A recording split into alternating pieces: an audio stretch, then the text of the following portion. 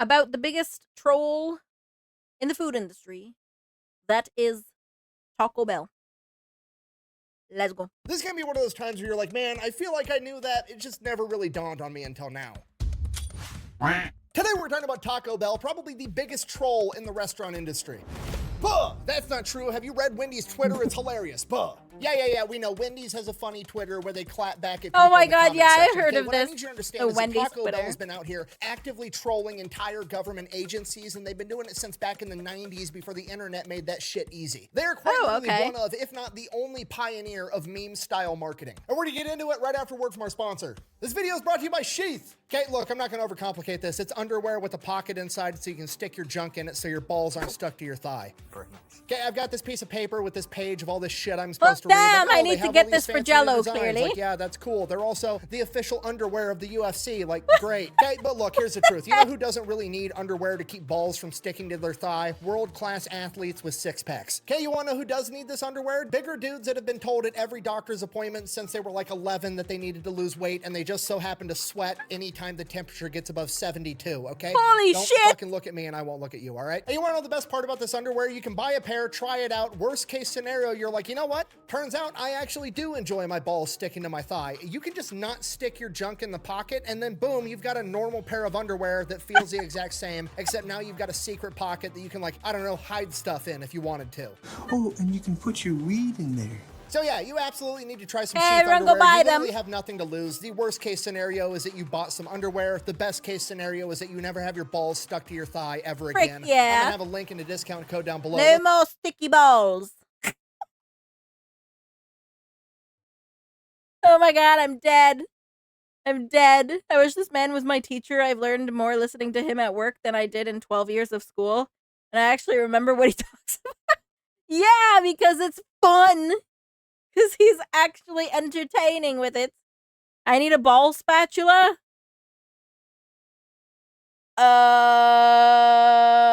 Okay. I'll buy you one from Amazon. I'll get you a pair of these. A pair of these sheath.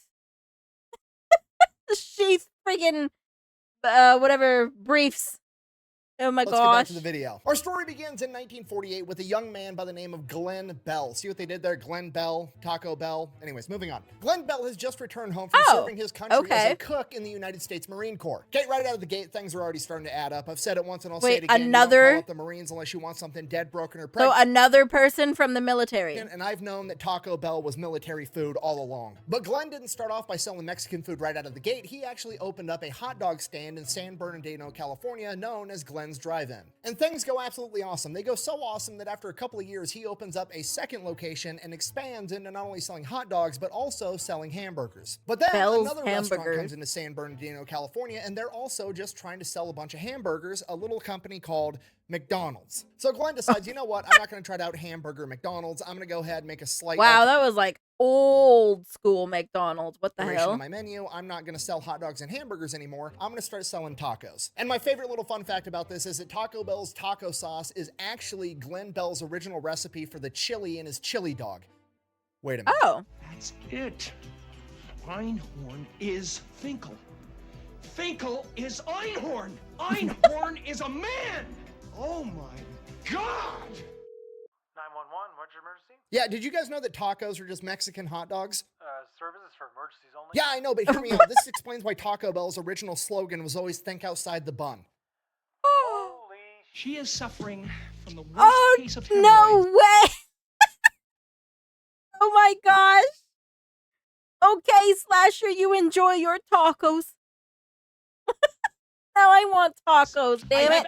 Ever seen? What? Sorry, I got really distracted. Anyways, he goes from selling hot dogs and hamburgers, changes the name of his restaurant to Taco Tia, and now he starts selling tacos out of a drive-thru window. And his entire strategy is volume. He wants to sell as many tacos as possible, as cheaply as possible. He ends up selling tacos for 19 cents a piece, and the reason he's able to do that is he just streamlines the entire making or assembly process.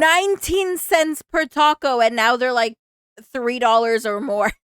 process of a taco. And the way he does that is he pretty much exclusively utilizes hard shells. That way tacos are just easier to make and the shells are always ready. And to some degree, he's kind of credited with inventing the hard shell taco, which probably isn't true, but he's definitely the reason that they became so popular. And if you think that sounds crazy, it's absolutely not. You got to remember, this is like the 1950s. A lot of people in America that weren't near the southern border had never even heard of a taco, let alone had one. For a lot of people at this point in time, the first time they actually had Mexican food was at a Taco Bell once they started expanding. But regardless, the point is, Glenn Bell has officially just become the Henry Ford of tacos, okay? Just mass production. And to nobody's surprise, that goes great. He grows Taco Tia into multiple locations, ends up selling the entire brand off to another company, starts his own company to grow it again. This one is called El Taco. Okay. Does the same thing all over again, grows a company, sells it off. This time he wants to do it a fourth time, but he wants to make it a franchise company and he wants to run the entire thing. So he needs some capital. He partners up with 4 players from the NFL's LA Rams, and they end up starting the very first Taco Bell in 1962. And absolutely nobody's surprised, they totally crush it. I mean, they're selling 19-cent tacos to Americans. It's basically a layup. In the NBA, though. Long pass, perfect to Reese. Well, again, no Brian Reese. Oh my gosh. Physical game. Kennedy, Carter. Back then you could buy a Coke for 25 pence at the pharmacy. Damn. Yeah. I mean, I know like obviously minimum wage back then was like a ton less and stuff, but I think it would still equal out to still being cheaper than it is now.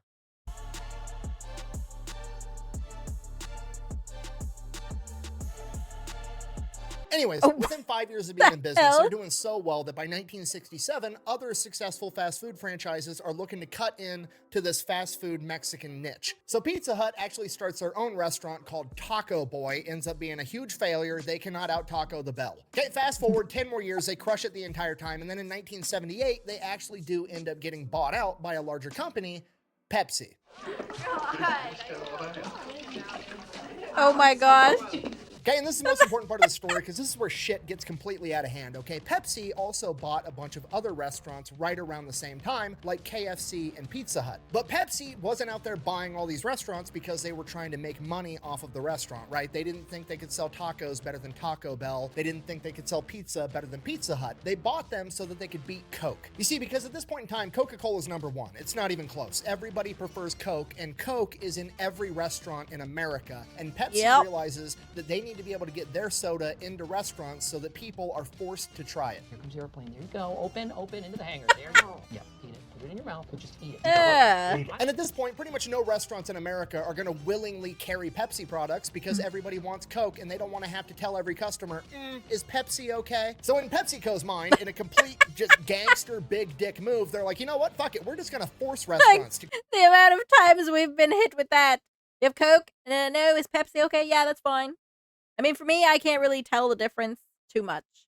I know there is a difference, but it's like hard to tell what the difference is. I think one is like slightly sweeter than the other.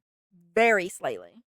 To carry Pepsi. We're going to buy out entire restaurant chains and then force them to carry Pepsi products, which is going to force the customer to drink Pepsi. And then I want Taco Bell now. And why this is important to Taco Bell's story is because the new owner of Taco Bell doesn't really give a shit about tacos. Okay, new mission is not to sell good quality Mexican food at a fair price. No, the new mission is get as many motherfuckers through the door as possible and force them to try Pepsi. And at this point, Taco Bell, aka the restaurant founded by a Marine, is like, I'm gonna do dumb shit and troll everybody. Which, to be fair, is a completely reasonable reaction when your entire company basically gets turned into a front to waterboard people with Pepsi. Okay, we're just gonna take the shenanigans from the top, okay? In 1992, Taco Bell hired Johnny Cash to be their spokesperson, right? Oh my gosh. Why is that funny? Johnny Cash is awesome. Seems like a great spokesperson. A, I completely agree. But B, it's funny because he's the guy that got famous for singing The Ring of Fire. Okay, moving right along, the very next year, 1993, Demolition Man the movie comes out. Okay, for those of you that are not familiar with this cinematic masterpiece, here's the entire plot line. We're gonna take Rocky,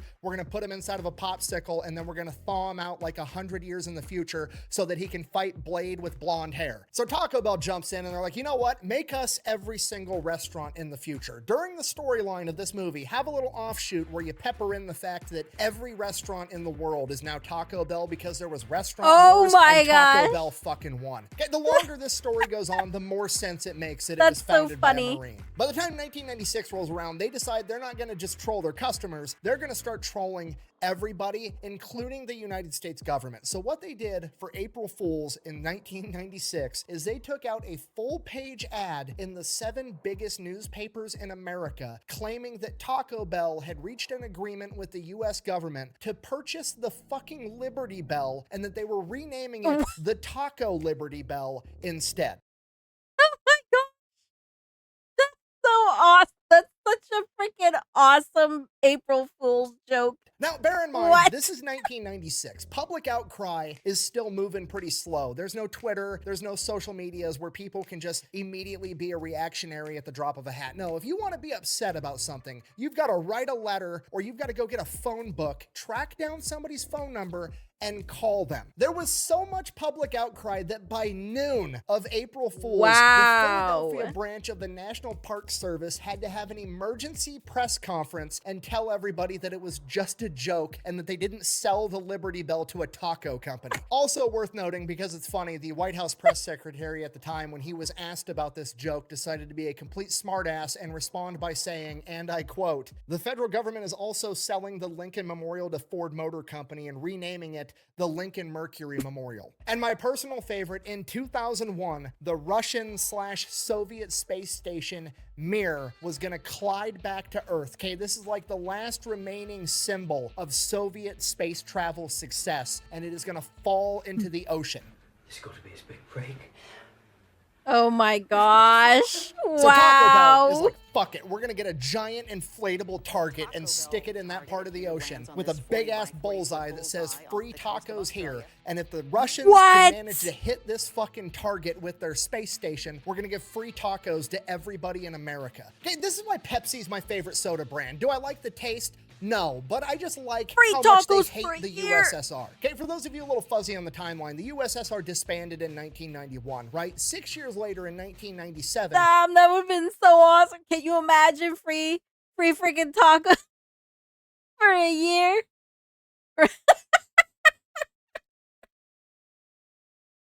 Russian tacos, we call them pierogies. Pierogies. Yummy.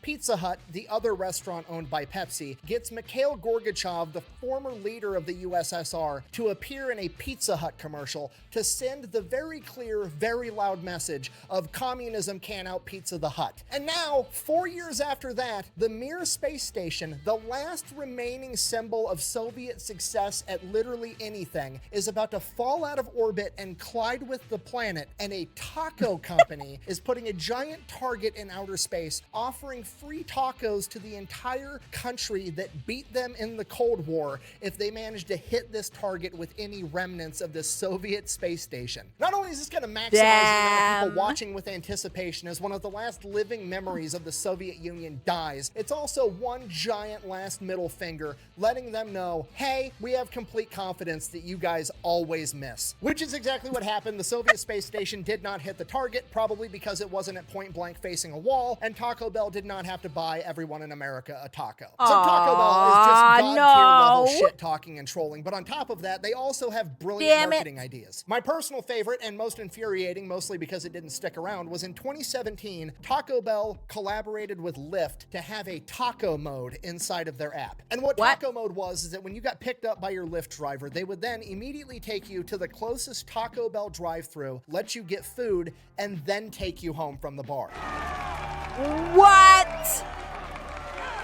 I want Okay, that. I don't know how this feature didn't stick around longer. Maybe I'm in the minority, apparently, but this is exactly what I want, okay? I spent my entire childhood getting told don't talk to strangers. As a grown-ass adult, there's nothing I want more in my life than to be able to summon a stranger with my cell phone and have them take me to Taco Bell before dropping my drunk ass off at home. And you know what? I'm gonna order all the ridiculous shit they've had on the menu over the years, because remember, they're only there to push Pepsi products. They don't care about having good quality Mexican food, and that's why they've essentially turned their entire menu into a circus show. I love it. The entire menu is just like the shit that you would talk about with your buddies when you were like drunk or high. Like, bro, you know what would sound good if we made a quesadilla and then turned that quesadilla into the shell for a burrito? We'll call it the quesarito. Oh man, this crunch wrap sure is good. You know what would make it better? If we replaced the hard shell tortilla on the inside with a giant fucking Cheez-It. And you know what? While we're at it, we might as well make the hard shell tacos shell a giant Dorito. Why not? So yeah, in conclusion, that is the story of Taco Bell. That time that a Marine came home Hard shell tacos are a crime.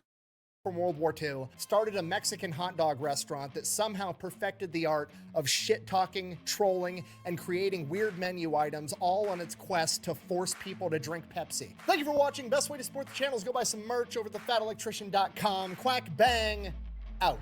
Bam. Well, oh. You know, for once, I know this video is super unhinged, but I feel like it's not my fault this time. Oh my gosh. And it kind of makes me sad. I can't stand hard tacos, but like, damn if I don't want to try the Dorito taco, because that would be so good. But I wish there was a soft shell version of it.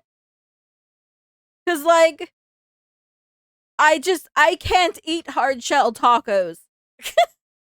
It hurts my mouth, and like, everything just falls out.